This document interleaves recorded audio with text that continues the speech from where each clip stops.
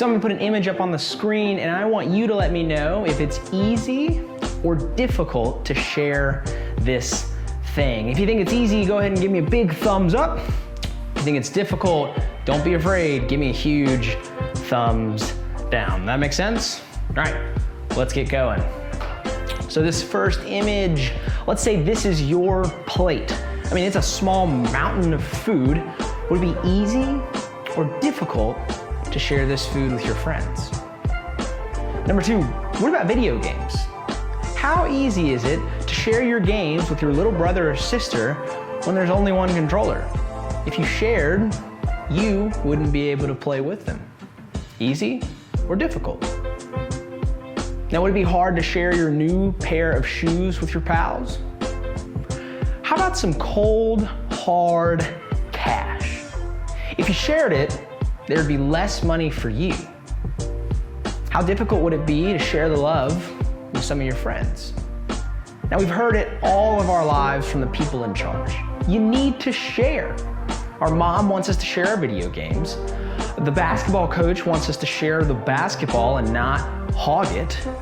Teachers may ask you to share your hand sanitizer before lunch. And I mean, sure, sometimes those things will be easy, but just as we saw, other times sharing can be incredibly difficult.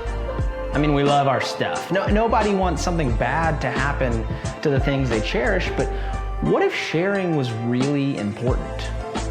What if it wasn't just the adults wanting you to share? What if it was God's desire for you to share? There's a story in the New Testament that Jesus tells us that talks about just this. You see, when Jesus walked the earth, people recognized that he was special. Jesus had performed miracles like calming down a massive storm while he was on the boat on the Sea of Galilee and feeding the 5,000 with kids' small meal. People gathered from all around to hear Jesus teach about what God was doing in the world. And often Jesus would use stories called parables, which were these creative stories that taught something deeper about life. So on this day that we're talking about, there were thousands of people who'd gathered to listen to Jesus. Someone in the crowd shouted, "Teacher, tell my brother to divide the family property with me." See, people would often bring problems like this to teachers and rabbis for them to help settle. These siblings were in an argument and they figured Jesus was the perfect person to help them. Jesus had an answer, but I'm pretty sure this was not the answer that the brothers expected. In his response, Jesus told a parable about a farmer with a huge farm. Imagine a large property with rows and rows of crops. Now imagine even more fields with even more rows and crops. The farmer was rich because of the amount of crops yielded from the harvest. Now, the Bible doesn't say specifically what kind of crops this farmer was rich with, but for the purpose of retelling the story, let's say it was Skittles.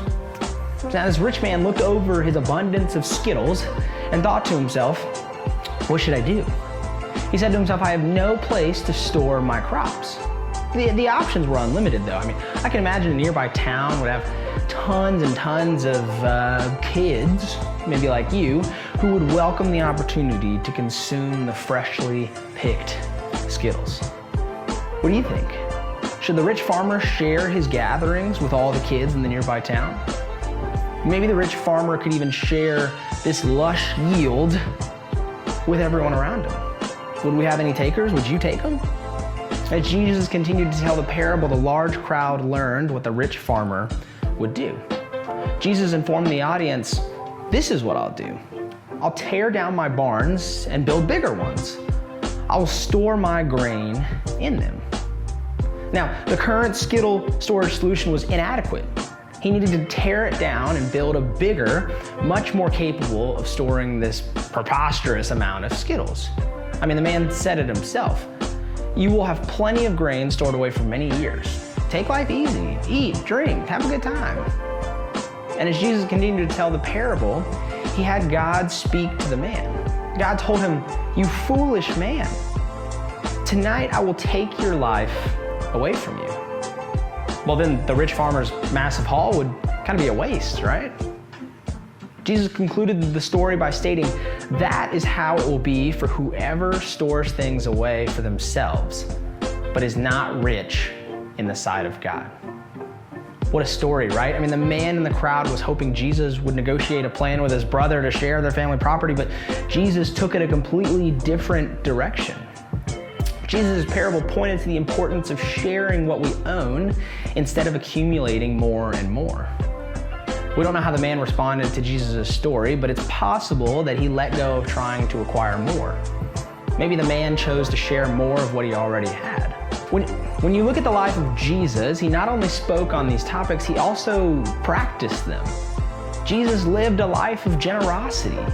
From the people he healed to the mouths he fed to the time he spent with others, Jesus did not hesitate to share with others. This parable was told not only for the man in the crowd shouting to Jesus, but for us as well. If you're a follower of Jesus, it's your responsibility to learn about Jesus and follow Jesus with your life. This means we should share with others. Instead of trying to protect what we own or worry about getting more of it, we can leverage what we own to love others more, right? A lot of times we think to be rich, we gotta acquire a lot of money. However, to be rich in God's sight, one must help others by sharing what they have. This could include sharing massive stockpiles of freshly picked Skittles. Sharing the time with people who need some encouragement is also a great way to help others. It could even include donating some of your toys to different charities. So what do you have that you can share? It doesn't need to be big, but sharing what you have, even if it's small, can have a huge impact on others. But this isn't always easy. Oftentimes we worry and think about what we can get for ourselves. However, this is an opportunity to look to God to help us share what we have. So, think about what you have, think about what you can share with others, and how that can be the responsible and loving thing to do this time of year. We'll see you guys next time.